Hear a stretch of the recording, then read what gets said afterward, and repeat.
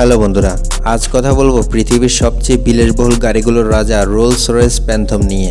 এই গাড়ি তৈরি করে রোলস রয়েস মোটর কার্স। এটি একটি ব্রিটিশ লাক্সারি কার কোম্পানি যা এখন BMW গ্রুপের অধীনে পরিচালিত হয়। এখন প্রশ্ন আসে, এই গাড়ি এত স্পেশাল কেন? কারণ এটা শুধু একটা গাড়ি না, এটা এক ধরনের রাজকীয় অনুভূতি।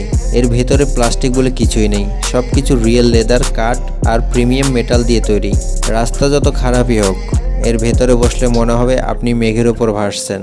আর সবচেয়ে মজার ব্যাপার হলো, একটা প্যান্থম বানাতে সময় লাগে প্রায় 6 মাস, আর বেশিরভাগ কাজই করা হয় মানুষের হাতে, রোবট দিয়ে নয়।